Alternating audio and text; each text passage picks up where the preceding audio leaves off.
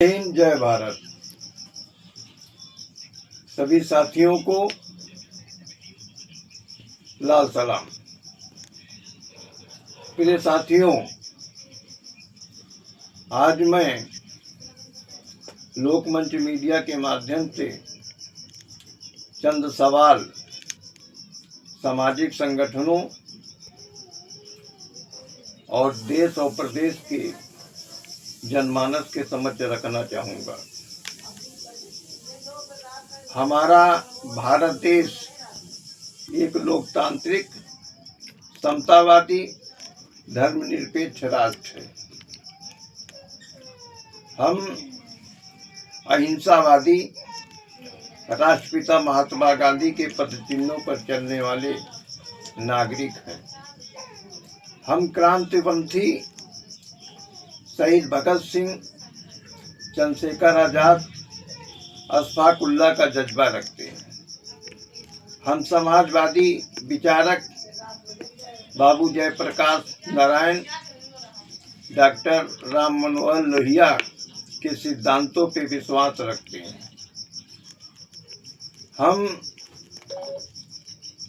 अंबेडकर, भारत देश के संविधान निर्माता बाबा साहब भीमराव अंबेडकर की नीतियों, सिद्धांतों और संविधान में उल्लेखित अधिकारों की प्रति सजग प्रहरी की तरीके से उसको परिपालन करने की आस्था रखते हैं। किंतु एक विडंबना और एक सवाल हमारे देश और प्रदेश के समक्ष प्रस्तुत हो गया है। आज़ादी के बाद जब से भारतीय जनता पार्टी की सरकार हमारे देश और प्रदेश में आसीन हुई है, प्रायः विपक्षी दल एक ही नारा लगा रहे हैं कि ईवीएम के माध्यम से जो चुनाव होता है उस चुनाव में धांधलीबाजी हो रही है, चुनाव को हैंग कर लिया जाता है और इस ईवीएम जो प्रणाली चुनाव पद्धति है इसको हमारे देश से समाप्त करके पूर्व की भाग बैलेट पेपर पे चुनाव कराया जाए। तो क्या सत्ताधारी दल लोकतांत्रिक प्रक्रिया में विश्वास नहीं रखते हैं? यदि रखते हैं तो जब देश की आवाम, विपक्षी दल, नेता विरोधी दल और सभी लोग इस देश में गुहार कर रहे हैं कि ईवीएम पद्धति खत्म कर दिया जाए, इसमें चुनाव में धांधली होती है, तो यदि वास्तव में निर्वाचन आयोग और हमारी देश की सत्ता के संचालक, सत्ता के पुजारी अगर लोकतांत्रिक मूल्यों में विश्वास रखते हैं तो उनको तत्काल चाहिए कि घोषणा करें कि ईवीएम चुनाव पद्धति बंद करके पूर्व की भांति हम बैलेट पेपर पे हमारे देश और प्रदेश में चुनाव संपन्न होंगे। यदि कुछ राजनीतिक दल ऐसा प्रतीक होता है कि धर्मनिरपेक्षता में विश्वास नहीं रखते, क्योंकि जब चुनाव के लिए कोई राजनीतिक दल पंजीयन के लिए अपना आवेदन प्रस्तुत करता है तो उसे घोषणा पत्र देनी पड़ती है कि हम भारतीय संविधान में उल्लेखित अधिकारों पर आस्था रखेंगे, धर्मनिरपेक्षता को अक्षुण्ण रखेंगे, सभी जाति धर्म का हम बराबर सम्मान करेंगे, आपस में हम मतभेद नहीं पैदा करेंगे, खाई नहीं पैदा करेंगे।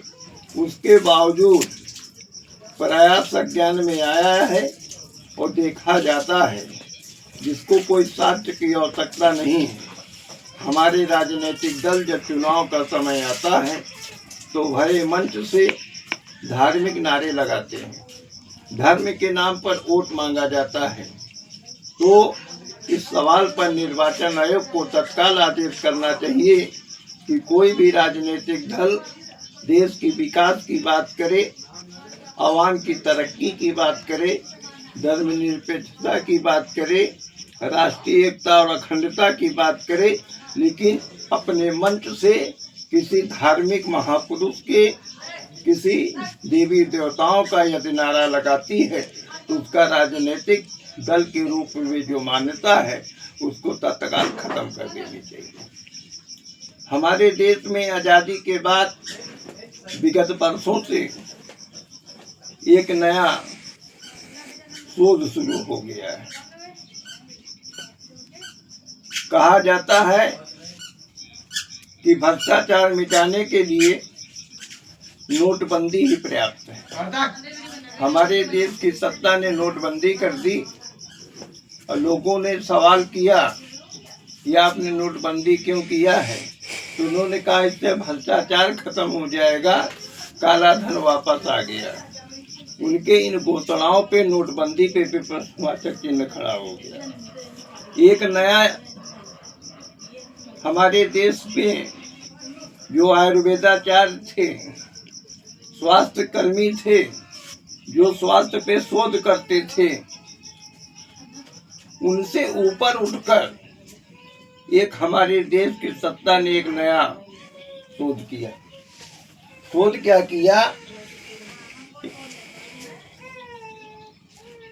उन्होंने कहा थाली बजा दीजिए, हमारे देश में आपदा थी कोरोना की, कोरोना भाग जाएगा।